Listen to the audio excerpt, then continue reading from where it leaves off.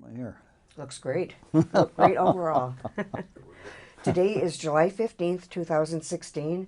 Kay Wagner is talking with Dr. Richard Fink, a retired orthopedic hand surgeon. Dr. Fink completed his residency at Mayo Graduate School of Medicine. He joined Gunderson Health System in 1973 and retired in 1997, totaling 24 years of practice. Do I have all that correct? You do. Welcome, Dr. Fink. We're pleased to have you here. Thank you. I'm Jay happy to. Chowka is behind the camera.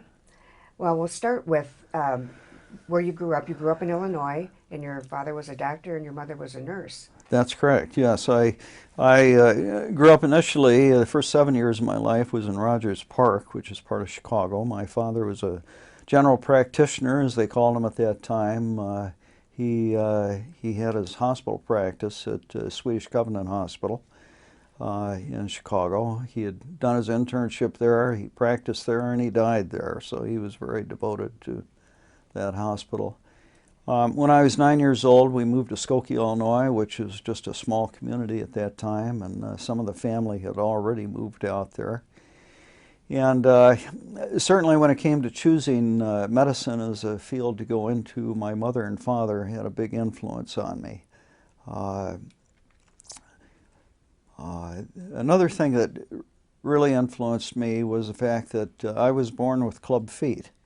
And in growing up, I had a lot of treatment. A good part of my first few years I spent in casts, and I was in corrective shoes for many years, and then ultimately at age 9 I had a major operative procedure on one of my feet, and I was treated by Dr. Harold Sofield, who was a prominent orthopedic surgeon in the Chicago area. He eventually became president of the American Academy of Orthopedic Surgery. So I had a fair amount of orthopedic experience by the time I was 10 years old, actually. And then, like any kid growing up, I was pretty rough and tumble, and I had a couple of fractures here and there. And so the smell of plaster is something that has stuck with me since childhood. Were they able to completely correct it for you? Well, as much as you can do. Certainly I'm very fortunate in that I've gone my whole life and I've been able to practice orthopedics and participate in a lot of sports activities. There are certain ones that I couldn't participate in because of my feet. And these days I do have some arthritic problems with my feet that limit me some, but all in all it's been a good result. And I must say my parents were very supportive to me. I was a firstborn child, and of course they had high hopes, I suppose, as anyone does for their first child, and they were very supportive. They never showered me with sympathy, and yet they never put any limitations on me either. They took good care of me, made sure I had good medical care, but otherwise ignored it and gave me my full leash to do as I was able to do. And I've always been grateful to them. Many years later, as an orthopedic resident, I met a fellow named Rudy Clausen who was at Mayo, and he had talked about being in Tunisia. He worked with what we call an NGO these days, and he told me that had this happened in Tunisia, I probably would have been taken out in the desert and left because they just don't have good ways to treat such things in a lot of parts of the world. So I feel very blessed to have been born where I was and have had the parents I had who never let this get in my way. And I've rarely talked about it. Yes. I guess I don't know exactly what to say. I mean, it's touching, and especially since you had such a supportive family. Did you have siblings as well? I did. I have a brother and a sister. And you were the firstborn? Yes, my sister is 3 years younger than I, and my brother is 7 years younger. And what do they do? Well, they're both retired now. My sister was a teacher, and in the Denver area. And my brother was a talk radio show host in Appleton, Wisconsin. Interesting. Yes, we have some interesting conversations. And he's retired as well. He is. How about your education and training?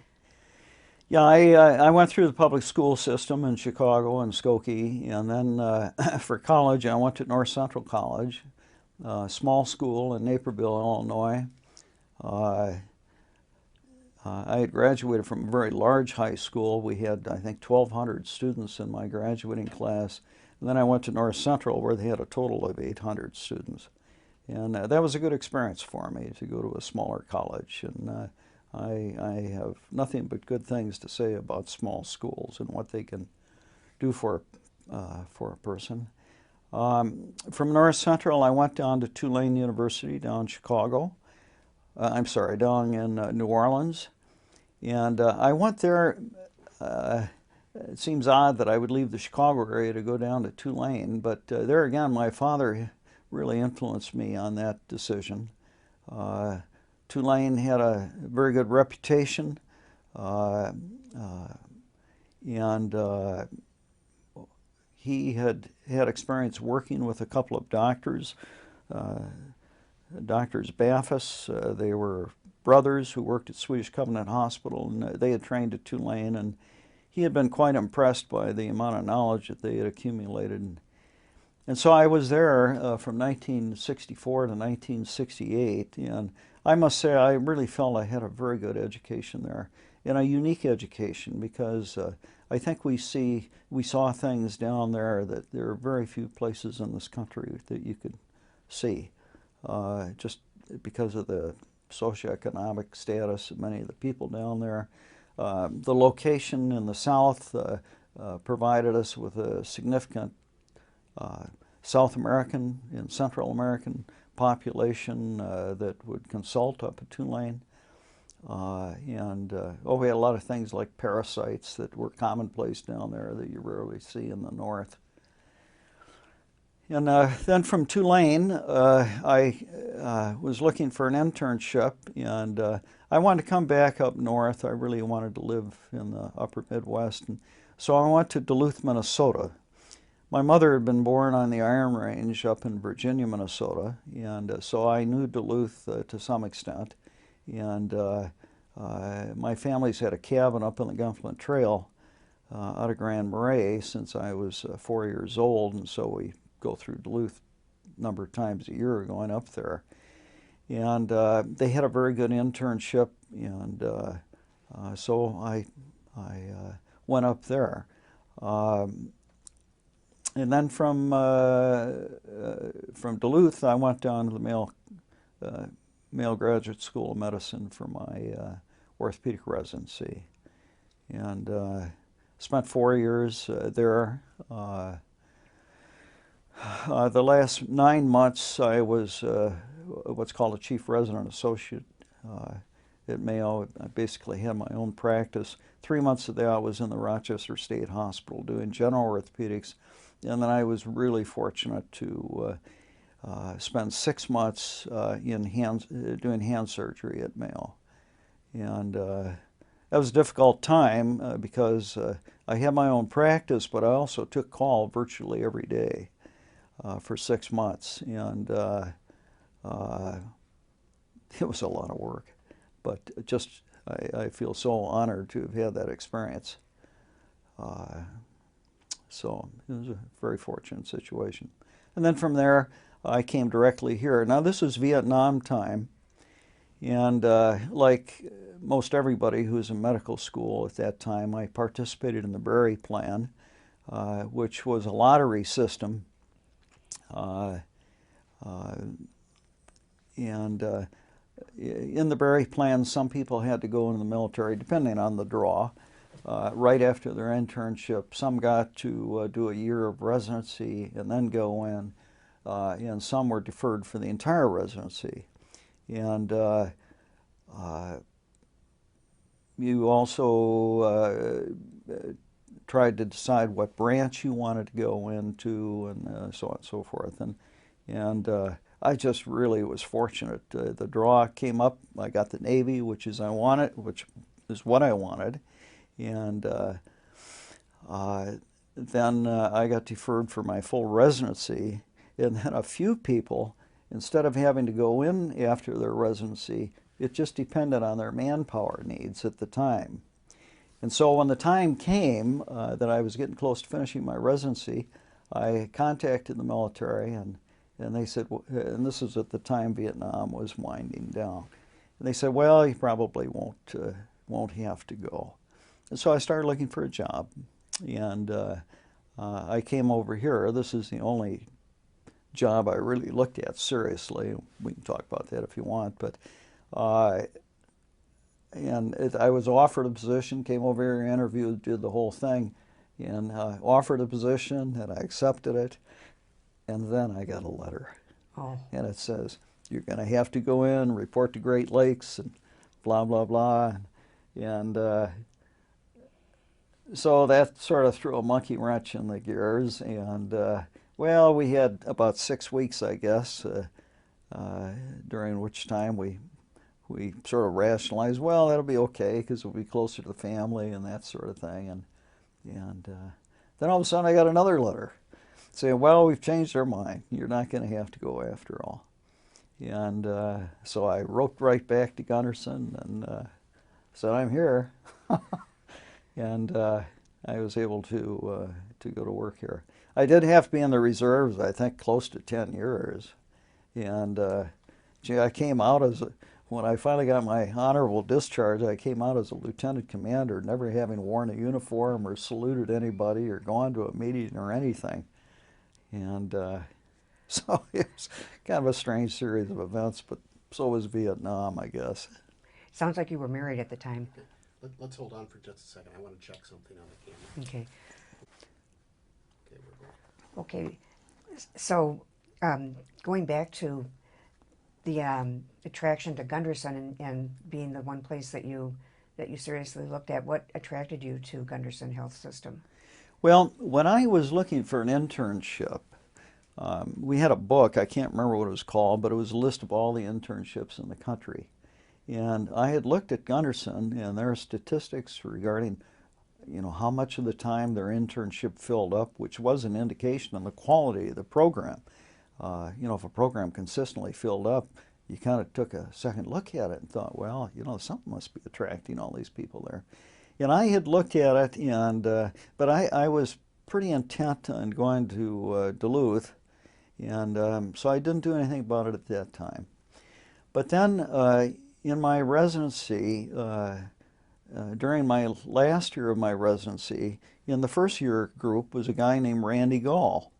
And Randy, who eventually became one of my colleagues here, had done his internship, or, well, at least a year of residency here before he then went to Vietnam. Randy and I are the same age. Rocky Marciando, another one of our orthopedic colleagues, he's also the same age. And but both Rocky and Randy had military commitments, which, as I explained, I did not have in the same way, at least. And so Randy started the program at Mayo at a younger age than I. But Randy kept telling me about Gunderson Clinic and how he wanted to come back here and how much he thought of the program. So that I started listening to Randy and what he was saying. And then a good friend of mine over at Mayo, I had had a neurosurgery rotation there and had met a fellow named Charles Rodman, Dr. Charles Rodman, who became a neurosurgeon here. And Charlie and I became good friends, and I knew Charlie had come over here. And so I gave Charlie a call, and how's it going and that kind of thing. And he had great things to say about it. And I asked him, if they were looking for an orthopedist. And, oh, yes, they certainly are. And so I went ahead then and made contact with the appropriate people here and eventually came over and met the three orthopedists who were here, Dr. Hayden, Dr. Tompkins, and Dr. Haug, and interviewed here. And I really liked what I saw. I liked the kind of a practice that it was because I, of course, had spent 4 years at Mayo, in a similar group practice kind of a setting. And again, my father influenced me. And he kept telling me, that's the only way to do it. He said, individual practice is going to die. And by golly, it took a while, but he was right about that and so many other things. And so, anyhow, I ultimately made the decision to come here with a little bump in the road here and there with the military commitment. Did the aspects of medical education and research that were integrated into Gunderson, was that also an appealing factor to you? Yeah, that certainly was. I did not have a great interest in research, but just the whole nature of the practice appealed to me very much. The idea of having all the support around you and not having to send people across town to another office to see an internist or a general surgeon or something like that. I mean, everything was right here in one compact place.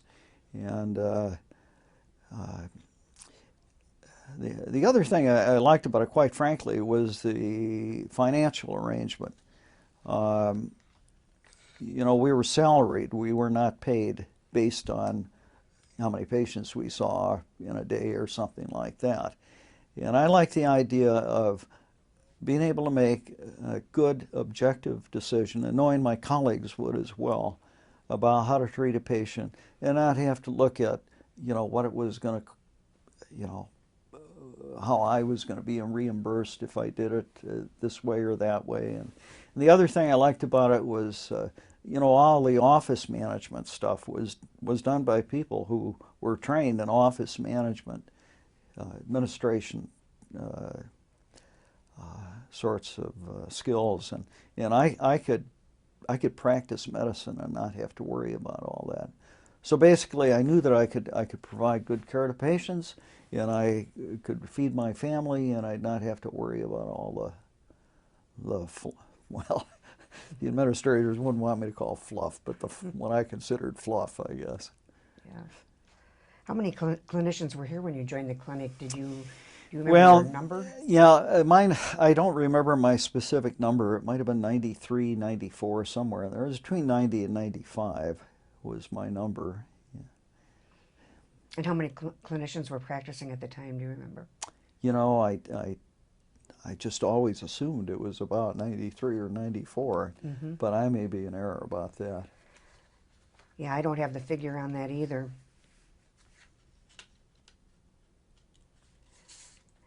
Well, you also were involved in non-clinical activities. You were a member and chairman of the Medical Legal Affairs Committee. That's correct. For 19 years. Yes. And also the Self-Insurance Committee and Governance, and chair of the Professional Services Review. What are some of your memories of those commitments, challenges?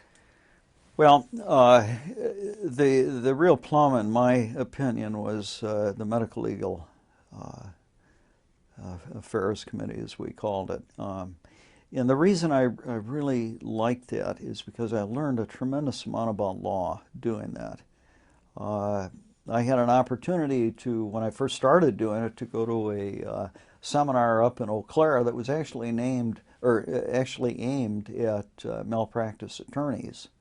And that was quite an interesting experience. I learned a lot about what the law says about allegations of malpractice, how attorneys prosecute them, how they defend them, when they decide to make settlements, when they fight them to the very end, and just sort of the mentality of an attorney. And I realized that the mentality of an attorney is far different from the mentality of a physician. And so that was a real eye-opener for me. And virtually every situation in which a physician felt that there might conceivably be the possibility of litigation, they would run those by us. They'd fill out a formal report on that. And so we'd go through all this and you know, I just learned a lot about litigation, about when relationships between physicians and patients break down. Even if the patients had had great care, sometimes they don't get the results that they anticipated. And so it was a really good educational experience. Plus, I got to meet a lot of attorneys that I never would have met otherwise. And as an orthopedist, we do a lot of, you know, we see a lot of people involved in accidents, one sort or another, falling downstairs, automobile accidents, industrial accidents, whatever. And so there is a lot of legal implications to these things, you know, insurance companies paying out, or workers' comp paying out, and so forth. So as orthopedists, we do a fair amount of testimony. And being on this committee just gave me a whole different insight as to what was going on, and I think really helped me. And you were able to bring it back and share it institutionally as well. Yes, yeah. One of the things we did when I was on that committee is we went through our entire history of malpractice litigation. And of course, when I started doing this, this was just at the time when the big swoop upward in litigation was occurring, not just in orthopedics, or not just in medicine, but in a lot of other areas too.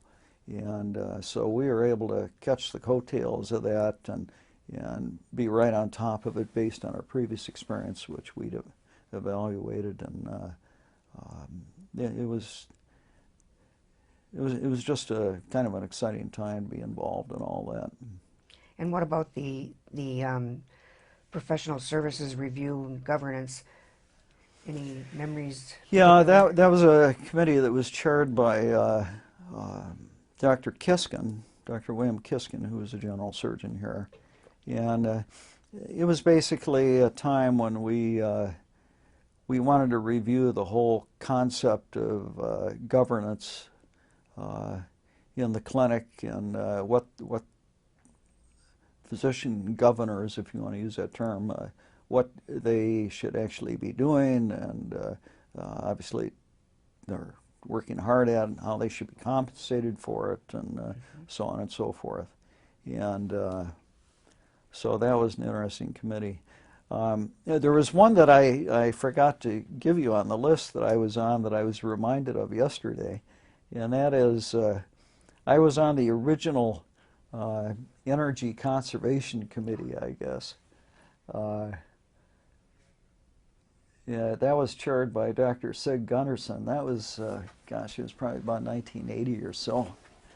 And Gene, we heard this talk yesterday at the Emeritus Staff Breakfast about all the energy conservation things that are being done here, and generating stuff from cow manure, or electricity from cow manure, and all that kind of business. And our big decision when I was on Dr. Gunnarsson's committee was whether or not we should be turning the lights off at night. So we were pretty primitive, but that was the start.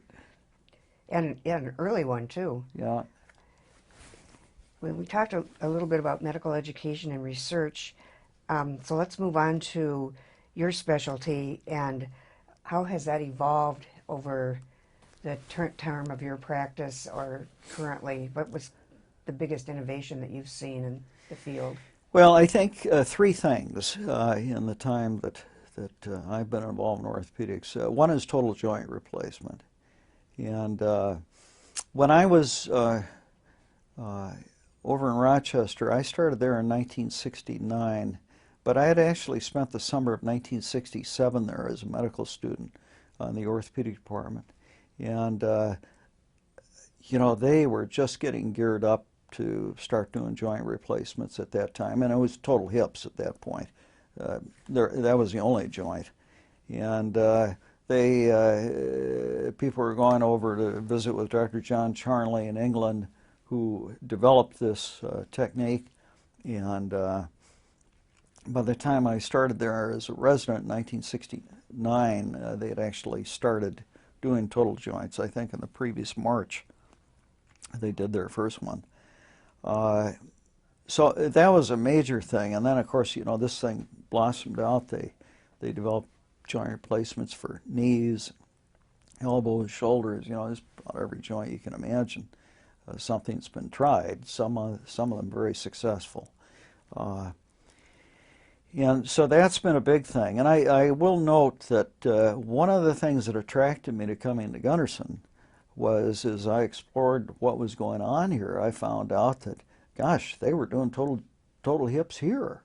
And here's this group of 3 orthopedic surgeons who were right on top of things, and they too had gone over and spent time with John Charnley, learning how to do this technique. And boy, for a group of 3 orthopedists doing that early, that was pretty remarkable. It was usually just the, you know, really big institutions, university-based institutions that were doing those things. The other major, well, there are 2 other major things. One was the development of internal fixation for fractures. At the time I finished my residency, every effort was made to treat fractures conservatively, which means non-operatively, because there was always a risk of infection and always a risk of non-union whenever you opened a fracture up and tried to put a plate or screws or something into it. Some you had to do, and there was some limited internal fixation. But then there was a group primarily out of Switzerland, involved Germans and some other Europeans too, but the group was based in Switzerland that really went a long way to developing internal fixation. And originally in this country it was picked up by the veterinarians because, you know, they've got a different patient clientele from us that's not nearly as cooperative and hard to keep in casts or whatever. And actually, the first talk I ever heard on internal fixation was, I was probably a 2nd or 3rd year resident in Rochester, and it was a veterinarian that came down from the University of Minnesota who lectured to us on internal fixation. And well, that eventually took off, and you know, hospitalization went, for example, for a femoral fracture, people were routinely hospitalized 6 or 8 weeks, and traction, I mean, nowadays they put an intermedullary rod in, a rod down the center of the bone, and they're out in a couple of days, sort of a thing. And of course that has great implications for cost of care. The results are much better, but the reason is the equipment has been developed to a point that it's so much better than what was available when it was first being started. The third thing is endoscopy. The first endoscopy talk I heard was by a fellow from Toronto who was one of the real pioneers in looking inside knees with an endoscope, what we now call an arthroscope. He came to Mayo when I was probably in my 3rd year and gave this lecture and showed these pictures, you know, that he'd taken through the arthroscope. And the orthopedists on the staff, I remember some of the comments, and, well, this is an interesting research tool, but it'll never have any clinical applications. And well, that developed too. And I came over here, and well, I was here 3 or 4 years, and it was really starting to look pretty good. And so Dr. Tompkins and I went over to Michigan and learned how to do it from a guy named Lanny Johnson, who was one of the pioneers in this country. And Lanny Johnson was actually taking out torn menisci, torn cartilages in the knee using the arthroscope. And the original equipment we had was really primitive. We had this big cameras. You held it up over the patient. It was all sterilely wrapped, of course. And the thing was about this high, about this square. You know, it was heavy, and then we had an arm that came from that was articulated. Yeah, you know, there are 3 or 4 joints in this, so that ultimately it would hook on to the arthroscope that we were using, and you could look in the knee. You'd have a television monitor. You'd look in the knee, but every time you moved it, these joints would move, and so the picture was constantly going like this, and And you know, you'd almost get motion sickness doing this. And, well, the equipment fortunately improved considerably, and now you know, there's little tiny television cameras mounted right on the arthroscope, and boy, let me tell you, it's no research tool now. It's you know, they do all kinds of miraculous things, not only in the knee, but so many other areas as well. Of course, it's spread into general surgery. They do all kinds of belly procedures with it, and so on and so forth. So those are the three things that really, really changed in orthopedics. A lot of orthopedists had the same experience I did. By the time I finished practice, I was hardly doing any operations that I learned as a resident. I mean, things had changed so. And so it was a fun time being orthopedics. There was, you know, a lot of progress, a lot of new stuff to learn, and you know, there's a lot of stimulation to keep going to courses and meetings and so forth. Sounds like it. Now, in terms of the hand surgery, what about the nerve regeneration and transfer? Was that part of some of the innovation? Yeah, that there was a lot of progress in that area too.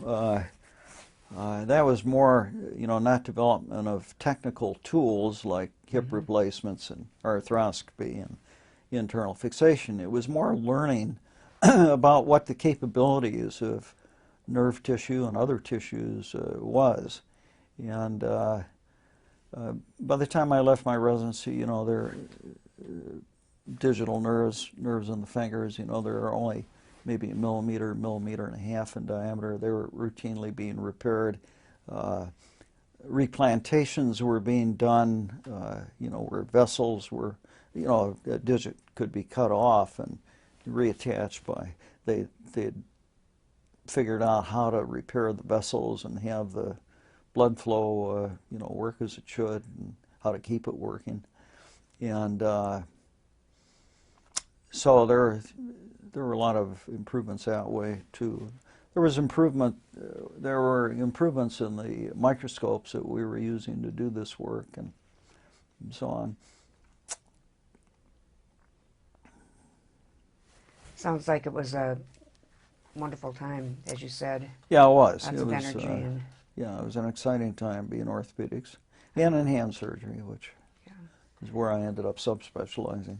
How many cases would you handle in a month Of hand surgery?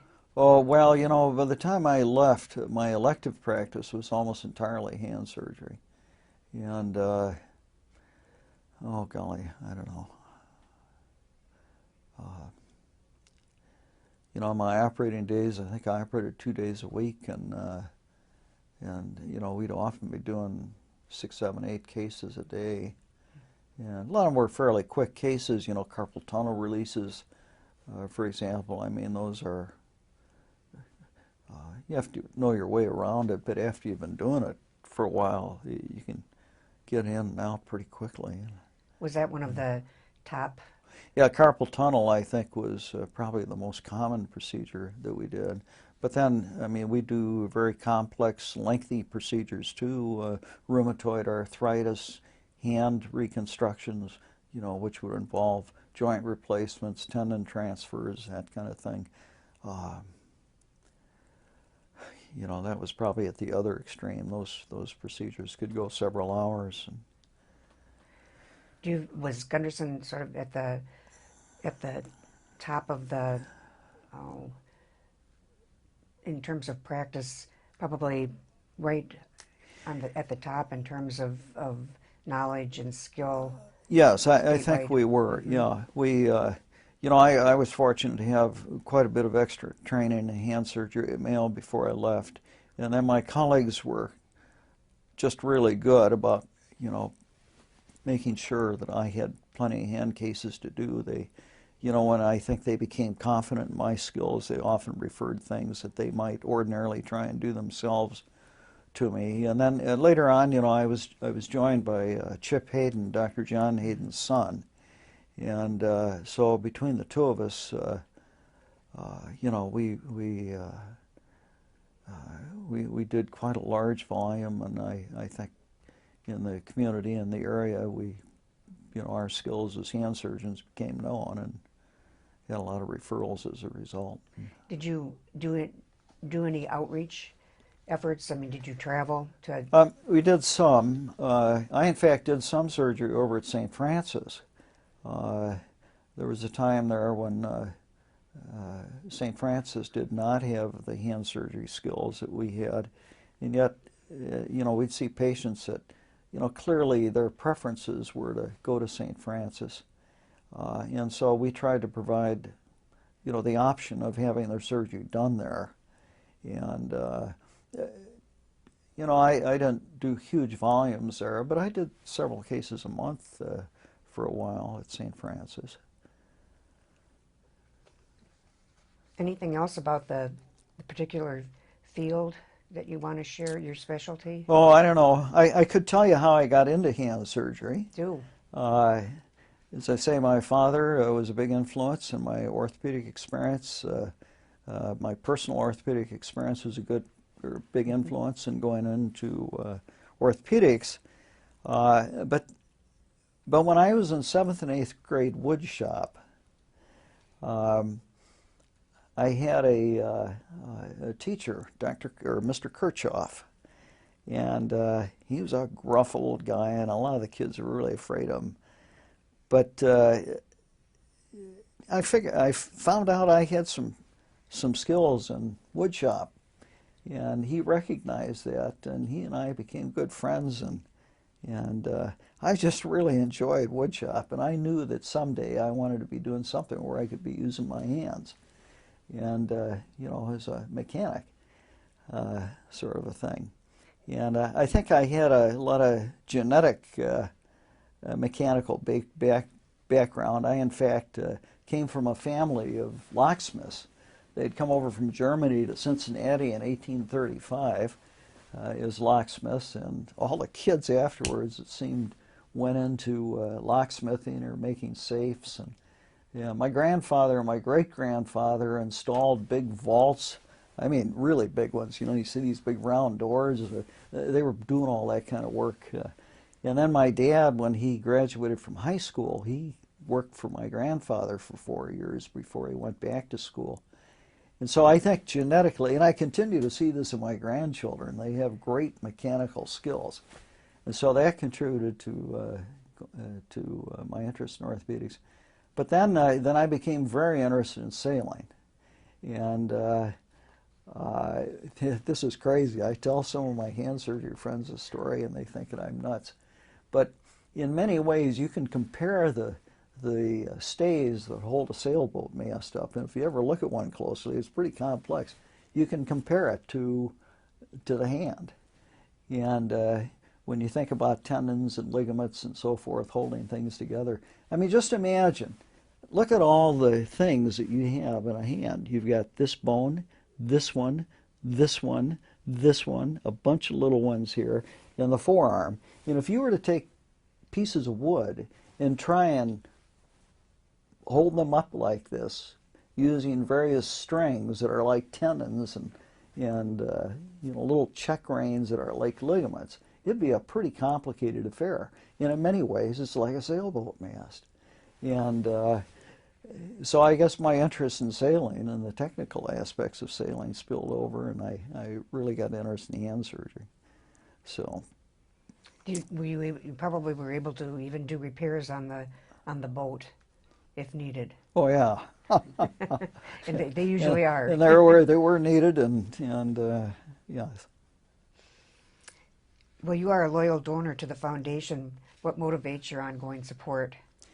Well, I think they do really good work here, and I'm just really pleased that they have the quality of residency program that they have to train people that are going to follow those that are here now. And I came from a residency program that was a good program and trained orthopedists to go out all over the country, and orthopedics in this country is really good now. As a result of their efforts and other institutions. And I see the same thing here. And so that's part of it. But part of it is I have family in town here.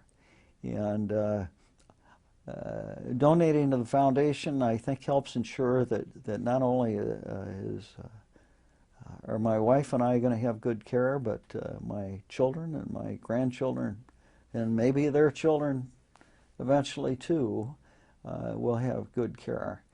I think it's good for the community. Good medical care attracts people to the community, and you know, it just kind of builds on itself. And as people get attracted here and start businesses or work for businesses, they contribute to the foundation, hopefully, and they just keep this thing going. So I feel very strongly that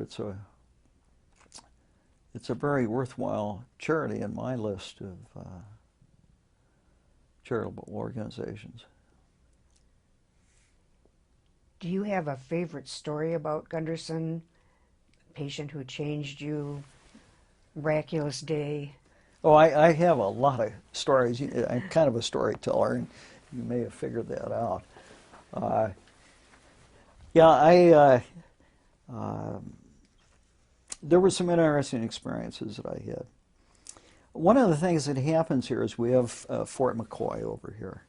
And they do a lot of things over there. But one of the things they do is they have big parachute jumps every so often.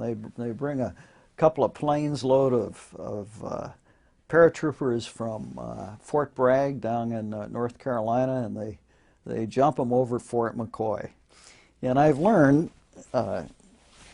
from this experience that they can almost predict precisely how many people, you know, it's kind of a risky activity, and they can predict how many people are going to get hurt, you know, what kind of injuries they're going to have, depending on whether it's night or day or winter or summer.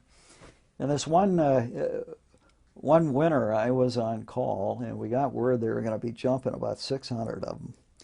And so I knew that it was going to be a busy evening. And so they had their jump, and sure enough, about 11 o'clock at night, this was a night jump they did. Ground was hard, it was frozen. And about 11 o'clock at night, I got the first call. We got 3 paratroopers in here. And so I came down to the emergency ward, we got x-rays, and we ended up having 11 paratroopers that night. There were 2 types of fractures they had involving the leg. One actually was of the ankle, and the other was of the lower part of the leg. And if you put up those x-rays and you put up all the ones of the ankles, they all looked exactly the same. And if you put up the ones of the legs, they all looked exactly the same.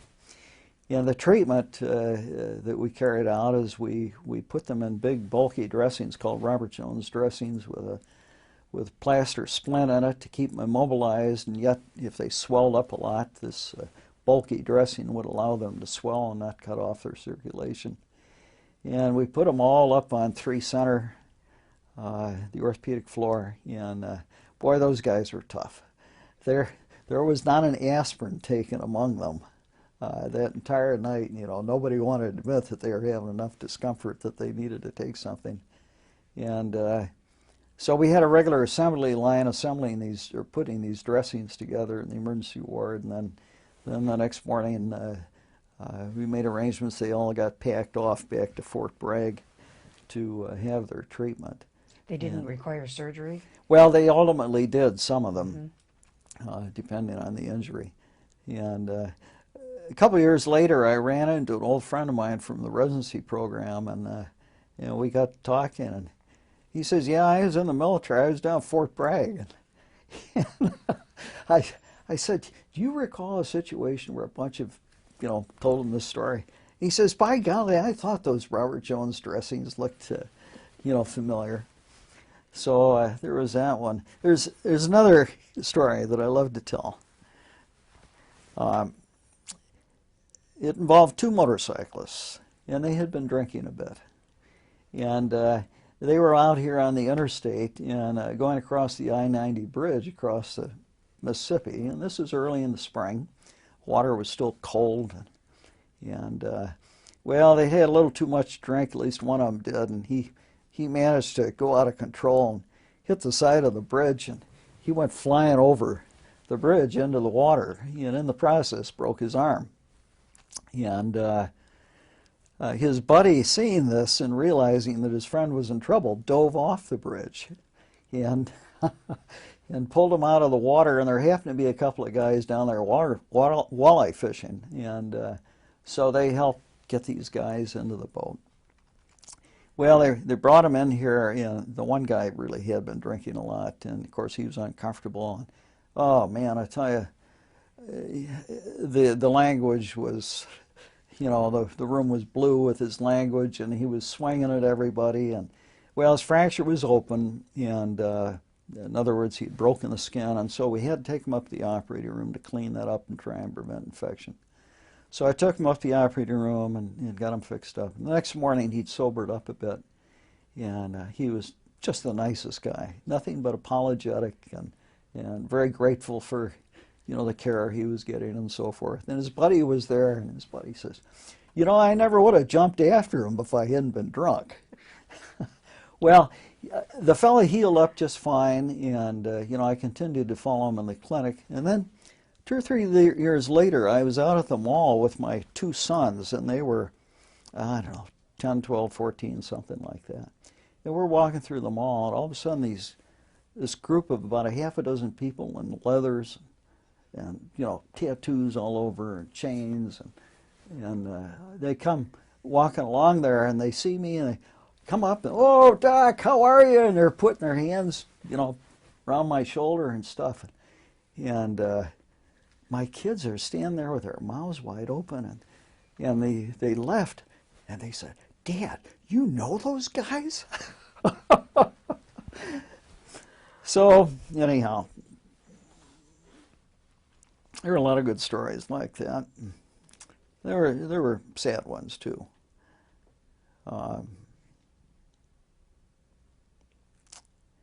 One time, I've always felt, one of your questions was if I ever had a bad day. I always tried to really be honest with my patients and tell them the truth as best I knew it about things. And one day I got a call from Dr. Ledbetter, who was a resident in general surgery at the time, and she had a patient in the emergency ward that had been in a motorcycle accident. He had a couple of fractures. I don't remember exactly what they were, but so she called me, and I drove down. This was late at night, and I had a look at him, and indeed he did have, I can't remember what it was broken even. But from the time she called me to the time I got down here, things are really going downhill. Blood pressure is dropping, high pulse rate. And on going over him, at that point, things had changed a bit from when she first assessed him. And it seemed pretty clear that he had major bleeding in his belly. And he was crashing fast. And so we quickly called Dr. Fred Sheldock, who was the general surgeon on call, and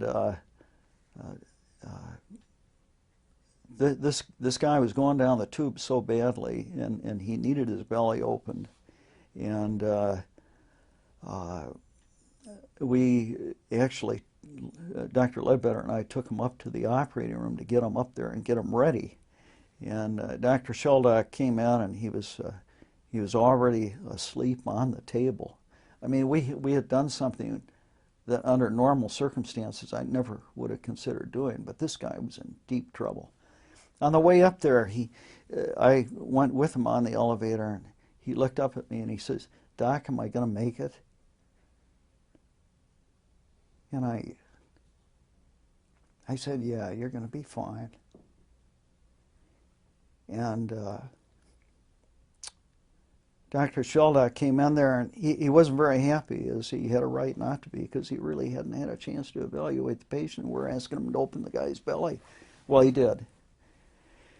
And the liver on this fellow was just, it looked like somebody played football with it.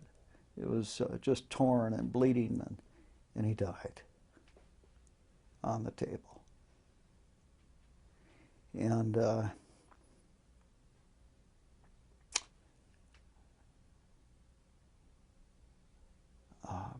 that has haunted me. I told him he's going to be okay.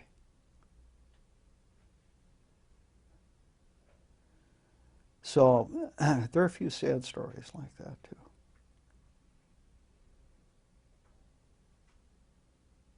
Does that outweigh all of the good things sometimes? Oh no, no. I mean there were. Well, that it troubles me obviously. When I think about it, I try not to think about it, but I do.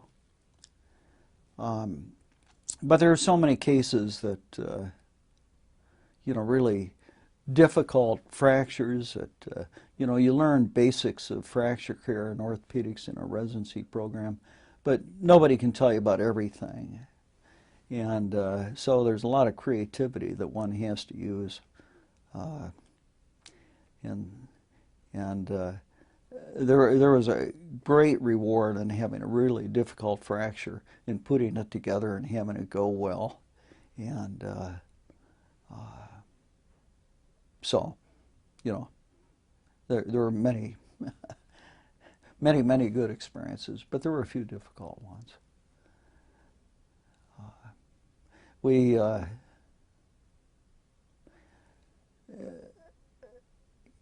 People talk about going to war, seeing terrible injuries, and PTSD, so on and so forth, seeing their buddies horribly wounded. But what I think a lot of people don't realize, orthopedists see that as a part of their routine work. I mean, we saw some horrific things. Men whose legs were cut off by railroad trains. I remember two guys that came in from Fort McCoy that somehow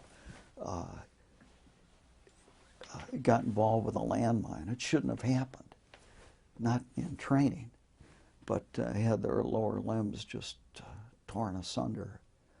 And they're coming in, and we're being asked to do something about that.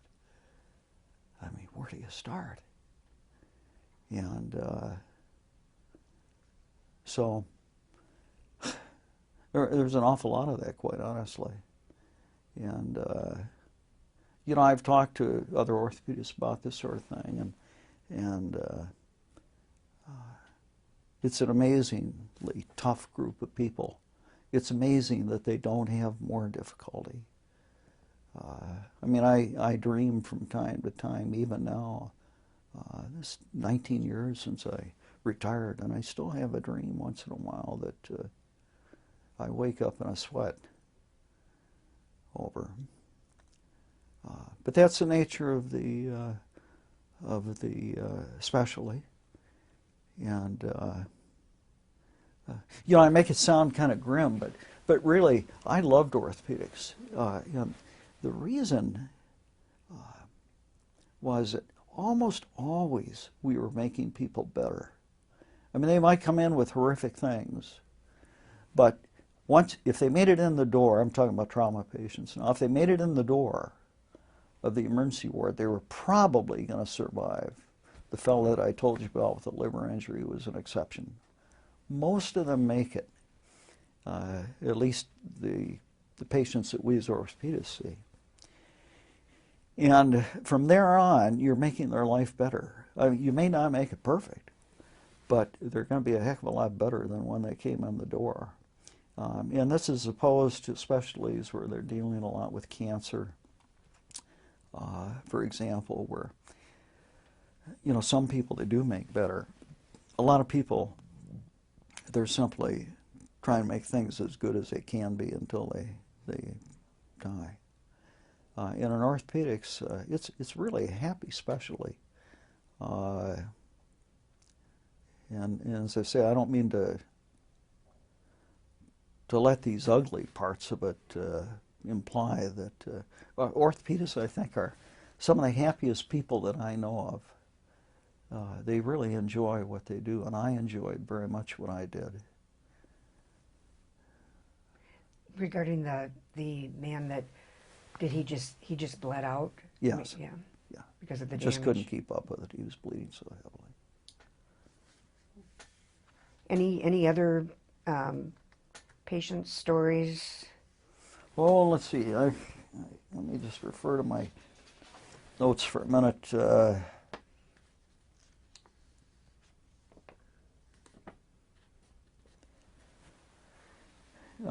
You did ask, and I hesitate to even talk about this, but you did ask if there were any patients that influenced me, and there was one.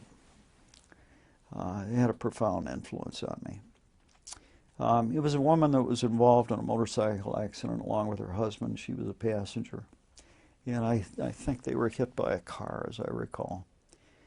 And she had several fractures, but one of them was a femoral fracture. She was a little tiny gal, and at that time we were treating femoral fractures with traction and then ultimately a cast. And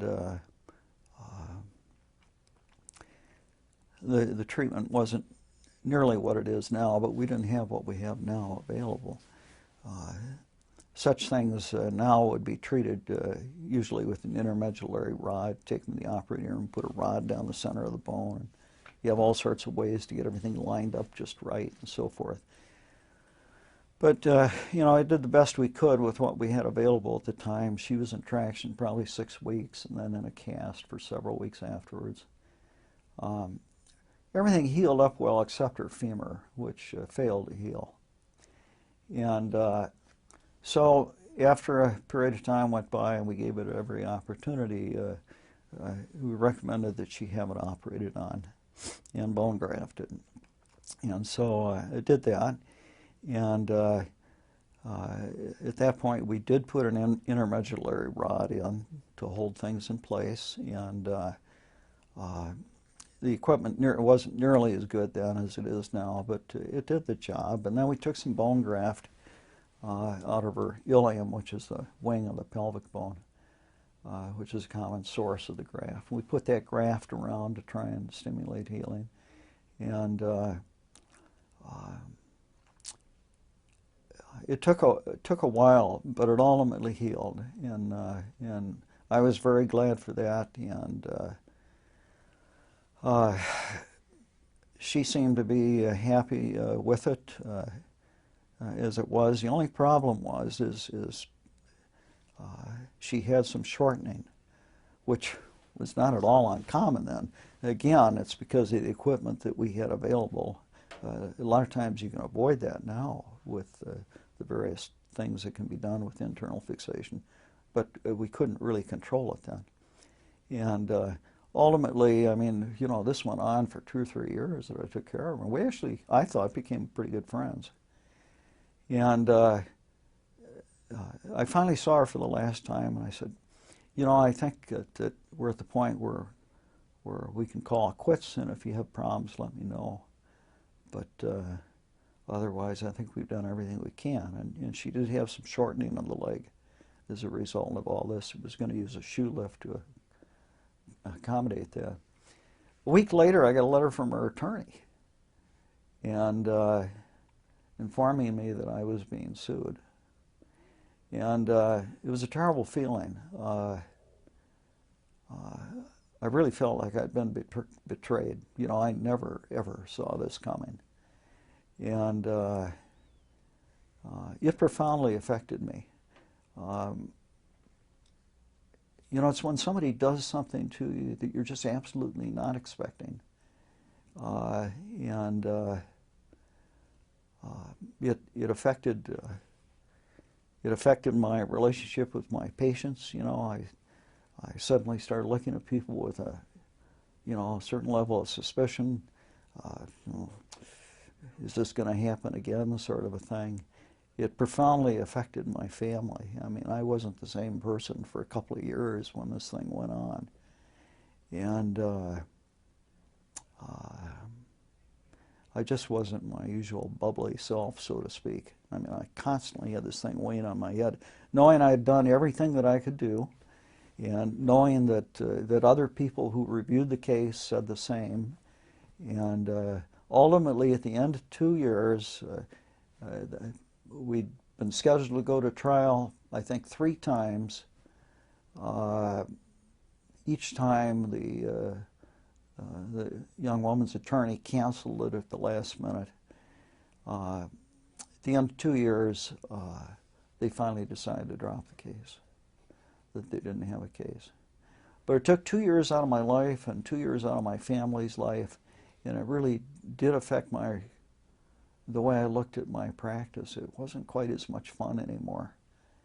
And quite honestly, it was a major factor in my making a decision to retire early.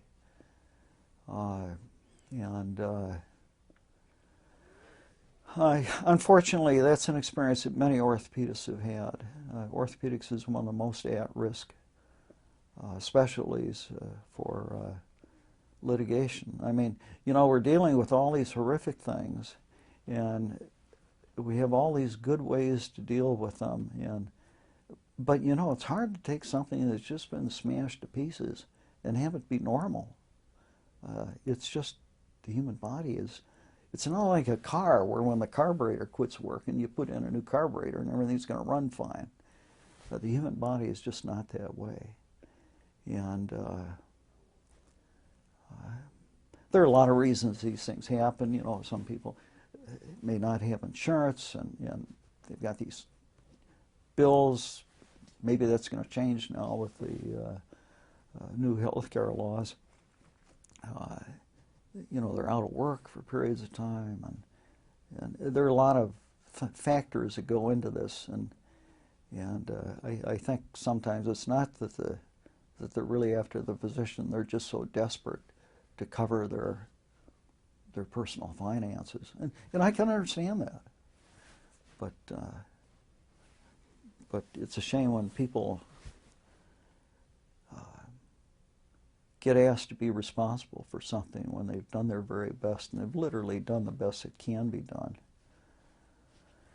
Well, as chairman of the Medical Legal Affairs Committee, you know, I saw a lot of this, and I saw several people on the staff that were really quite devastated by litigation that they didn't see coming, that they honestly didn't believe that they deserved.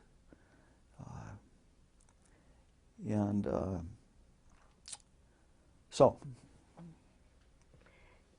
I'm sure you've thought about this endlessly, but do you wonder, or do you think that you understand the motivation behind this? There was not a long period of time before she filed. Yeah,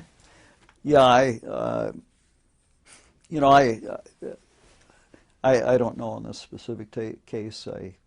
I suspect maybe she'd been seeing the attorney somewhere along the line. Maybe a friend suggested that, well, you know, you sue your doctor and maybe you get a few bucks there to cover your time out of work or something. You know, I don't know. I don't want to even speculate. Yeah. But you know, I've thought many times, you know, maybe what they ought to do is have insurance programs that people can take out when they are going to have a procedure done, for example, so that if things don't go well and you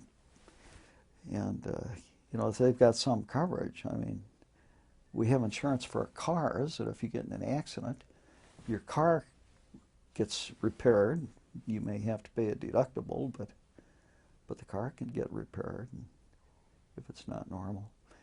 I don't know. That's for society to figure out. Well, let's move on to a happier topic. Yeah, let's do that. Do you have any advice or words of wisdom to offer young physicians entering medicine? Well, it's a challenging time, and we don't know where it's going. You know, physicians are generally pretty smart people, and it's possible to get an education in something else and you know, potentially do a lot better than financially, for example, than you can as a physician. Maybe have more free time. Although if you're going to work hard at anything, you have to put time into it. So you know, we have a lunch group that gets together down at Diggers on Thursdays, and the question comes up at times. You know, somebody will say, you know, my neighbor's got a daughter who's really smart, and she is thinking about going to medical school, and my neighbor asked me what I would recommend. Yeah, what would you guys recommend? Well, we all kind of scratch our heads at this point. You know, I think if somebody, I mean, it sounds corny, but if you really want to help people and do some good things for people, there probably isn't any better field to go into than medicine. So, you know, this is a personal decision, but nobody should do it based on the idea, certainly not on the basis of, you know, they're going to make a good living, but not necessarily. You can make a better living doing other things. But if you want to help people, and if you have that in your heart, it's a good area to go into. Now, with specific reference to orthopedics, as I say, orthopedics is generally a very happy specialty, in spite of some of the things I've talked about. It's generally, orthopedists are just happy people. And so it's a good area to go into. But you're going to go into orthopedics, you have to accept the fact that you're going to be up early in the morning, you're going to be staying at the place late at night, you're often going to be called out in the middle of the night, and I mean often. At an institution like this, if you're on call, it would be a rare night that you didn't get called out. And there's no point in going into it if you're not going to be dedicated to it. You're going to have to just accept the fact that your life is going to be somewhat disrupted. You can't be sure that you're going to be at your son's concert. Something may come up that may well take you out. I think it's important, if you're going to go into orthopedics, that you pick the right woman or a spouse or whatever. That person has to be very understanding, and they can't be jealous of their time with you. You know, when you're on call, you sort of just plan your life that you're going to be called. But there are days, too, when you're not on call. And, you know, you get a call on the phone that the guy on call is up in the operating room. He's got 3 cases backed up. I've got a hand case down here that needs to be taken care of. I mean, I can remember one Easter dinner where I spent it in the emergency ward taking care of a guy with a snake bite of his hand, because the orthopedist who was on call was busy, you know, up in the operating room. So that kind of thing happens. So you got to pick the right spouse. If you have children, you know, you got to hope that they'll understand. I had a very good relationship with my father. He was very, very busy. And yet, when we kids had time with him, you know, we really treasured that time. And so I sort of knew what was coming there, you know, what my sons would have to endure. But they, you know, they pay a price too. You're not always able to be at their concert. You're not always, you know, able to be at various functions they would like you to be in. It's hard to be a Boy Scout leader if you're going to be an orthopedist. And that takes a toll. Do you think that your family adjusted to it well? You married the right woman, and I did marry the right woman. And I think my sons look at life a little differently now as a result of their experience. I think they've chosen, they take advantage of every bit of their spare time to spend with their children. Are they And, physicians as well? No. Neither son became a physician. And I think seeing our lifestyle, that of my wife and me, I think that made them decide early on, excuse me, that they were not going to go into that area. What area And, did they go into? Well, I have one who's a semi-truck driver for Ace Hardware, the Ace Distribution Warehouse. And so he's all over the Midwest driving, and spends generally one night a week out in his truck, which he has to do as part of his job. But he spends a lot of time with his kids. And I have another son who works for a hedge fund down in Chicago, and he has nothing to do with trading or anything like that, but he's kind of in charge. Well, he is in charge of basically their computer infrastructure, picking buildings that are safe from a risk standpoint. You know, you don't get a building at the end of an airport runway, for example, for some things at least. I mean, he's basically what they call a network architect. They design the computer rooms, and they make sure there's redundant power coming in and so on. But the point is, he travels all over the world doing this. I mean, he flies back and forth to Europe and Asia like like we go out to dinner. Yeah. He's gone many times a year to Europe or Asia.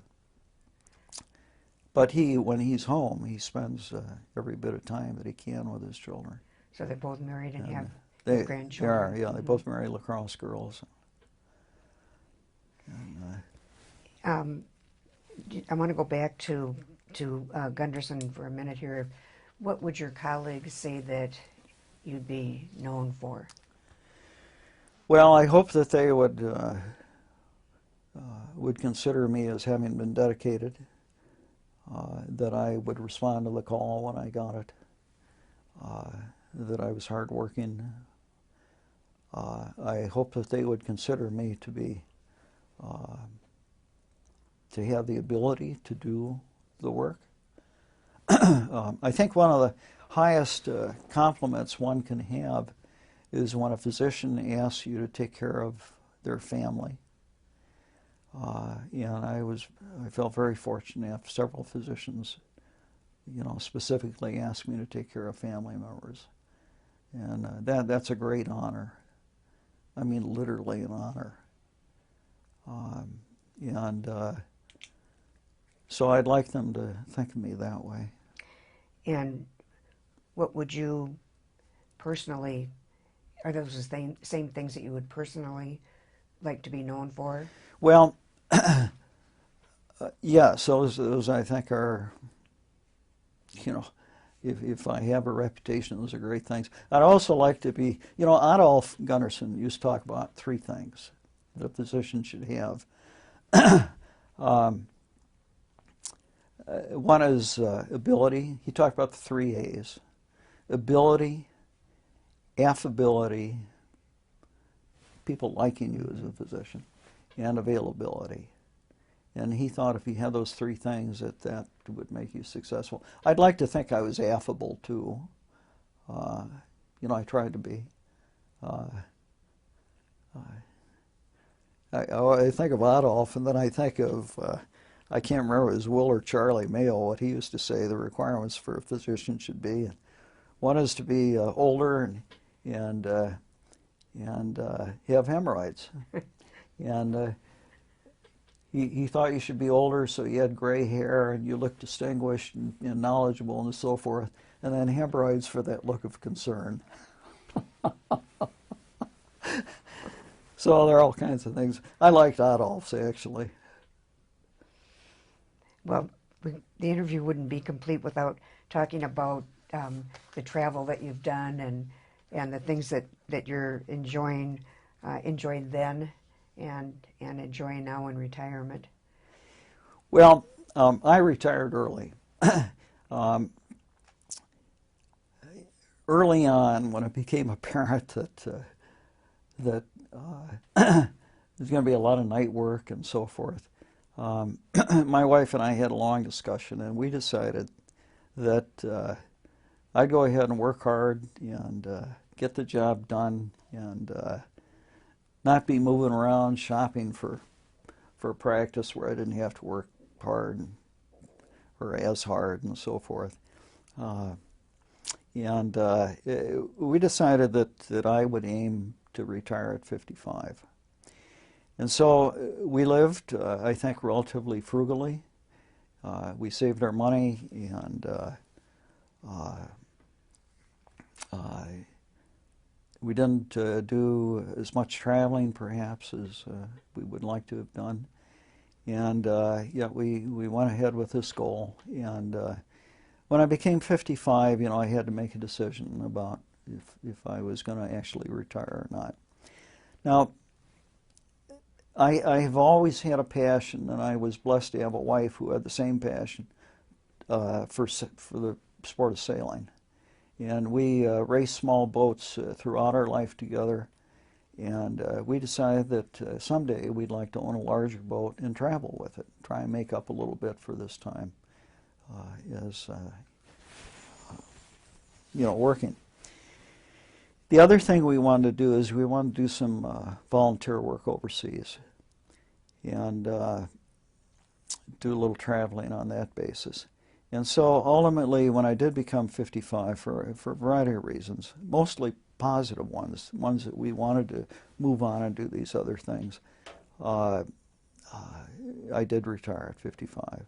And we bought ourselves a nice boat big enough for two people, a good seaworthy boat that we could literally go anywhere in the world with. And we set out to do that. And we spent several years on the Great Lakes. It was kind of hard to break away right away because we still had family obligations and parents who were alive and needed some looking after and so on. But we got to sail literally over all of the shores of the Great Lakes, and some several times, and really enjoyed doing that. And in the meantime, we were able to take some trips with other people. We did one trip from Durban, South Africa to Madagascar with a friend on a somewhat larger boat. There were 6 of us on board, and we spent 5 weeks cruising up the west coast of Madagascar, seeing parts of Madagascar that are very difficult to see because of the road conditions and stuff there. We were able to see and visit them by water. I have a lot of stories about that trip, and I could go on for a day talking about them. It was quite an experience. I also did another trip through the southern Caribbean. We went through the Panama Canal and cruised the Sandblast Islands off Panama, which are the classical South Sea islands. Went to Colombia and Aruba and Curacao. Very difficult trip. I went, my wife did not go. I was chosen because I have a great resistance to seasick. I've never been seasick. And it's a very, very heavy weather trip. And we were again on the same boat that we did the Madagascar trip with. And this man, he unfortunately died a couple of years ago.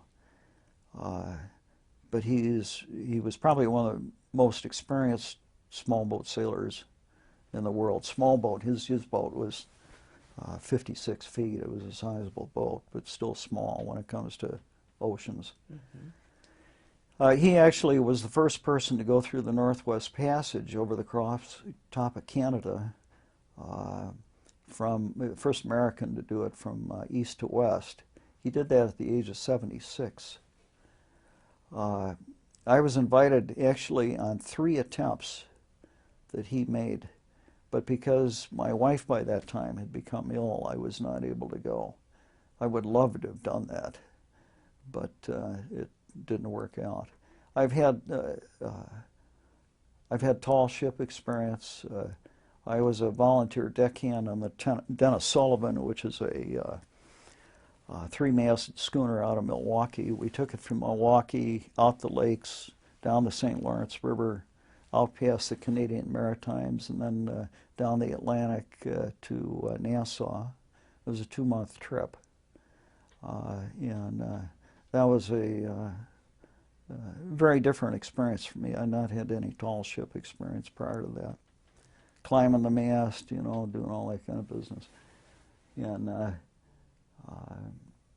I've got a professional license.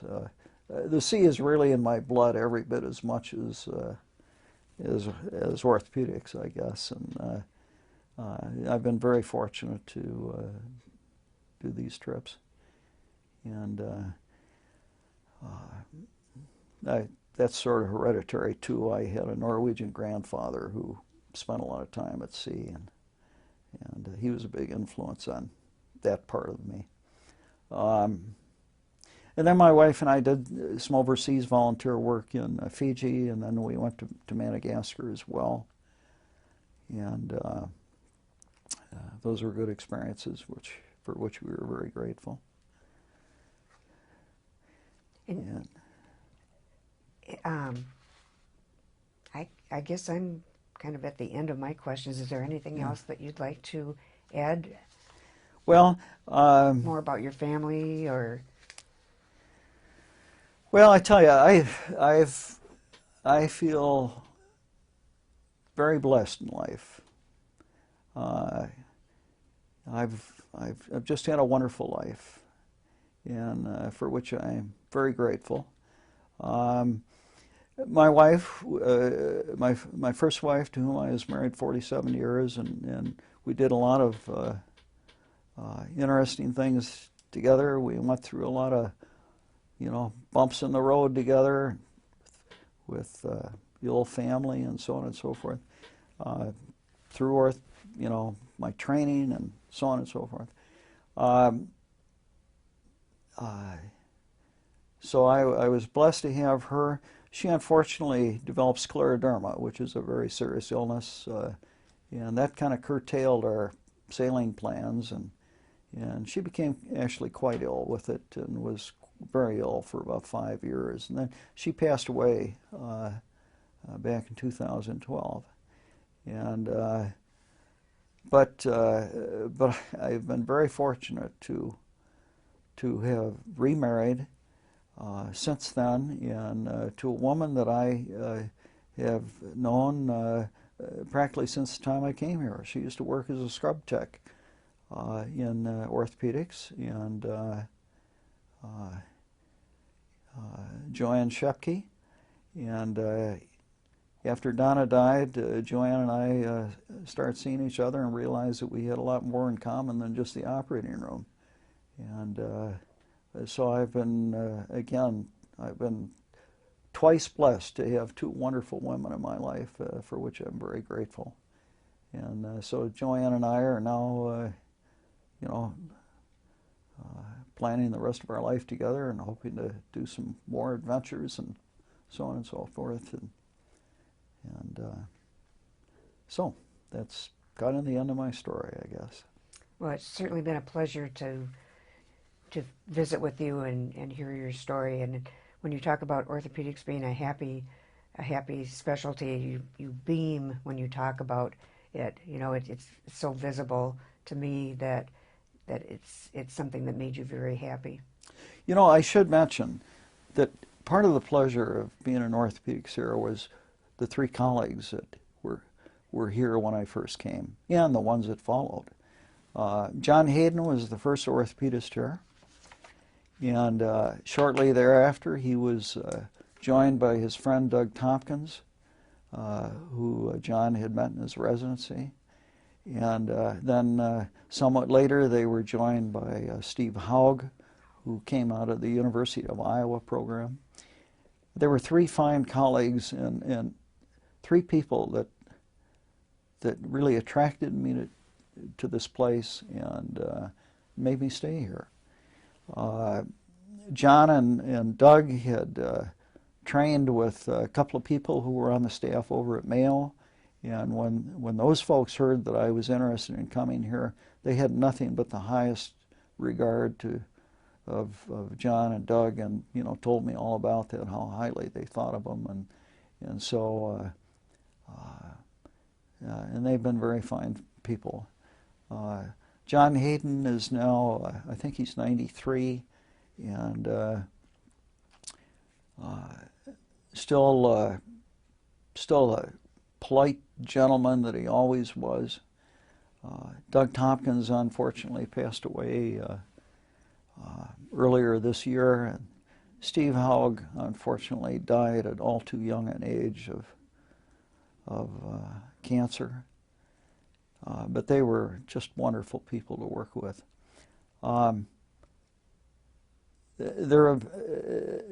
Rocky Marchando and gee, I'm in a senile moment here. Randy Gall, excuse me. As I say, they're the same age as I, and they were just wonderful colleagues. So the six of us ended up practicing together for a number of years, and then the department really started growing, and we've had a number of very fine people join the department. And while I don't know the new ones nearly as well as the ones that were there in my time, the things that I hear about them are nothing but good, and so I'm very proud of the department and what I, as one of the original people, helped to develop.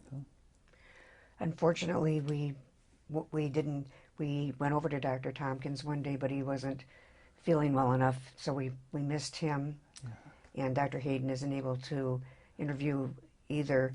So thank you for bringing this up, because it gives me an opportunity to maybe ask you what they would like to be known for, what they were essentially and critically to this institution, since we won't be able to visit with them about that. Well, I can't speak for what they would like to be known for, but I tell you what they are known for. The three of them were really known for hard work. I mean, those three people were covering the orthopedics of a community that's now covered by, I don't know how many are in the department now, but it's a dozen or more, I think. And they really worked. John Hayden was, such a gentleman, and so good with people, and so caring, particularly children. He had quite a significant amount of training in children's orthopedics, and so he was originally the go-to person for children's problems. Doug Tompkins was very academic. He really knew the literature. He did some writing himself, made some very important contributions, particularly regarding the elbow in the literature. And Steve Haug, Steve was just a wonderful man. And just Steve Haug kept me going at times when I was just so beat and dragging that, because Steve could make you laugh.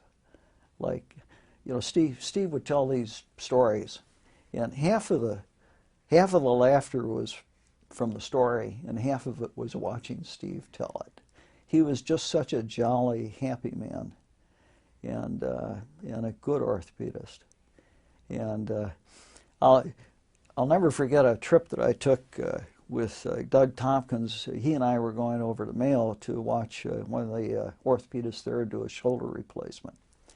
And that's when we were first thinking about getting into shoulder replacements. Again, very early in the game of shoulder replacements.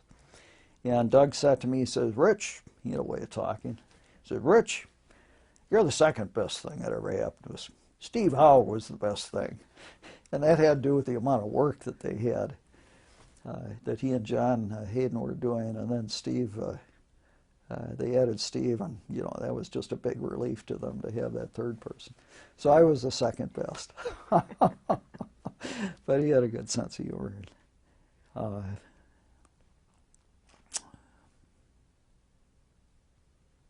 Well, that's good to hear. Good to Yeah, it was a hear. great department. Hmm. And they really, I mean, they wanted to be on top of things. And, you know, when a new technique came on, well, I'll tell you about the first day I was here. Okay. Uh, you know, it's orientation day. You know, you come to the clinic and you spend the day walking around with somebody, learning where medical records is, learning where the operating rooms are, learning where radiology is, where to get your x-rays, where to get your lab reports. You spend the whole day doing this. It's an important day.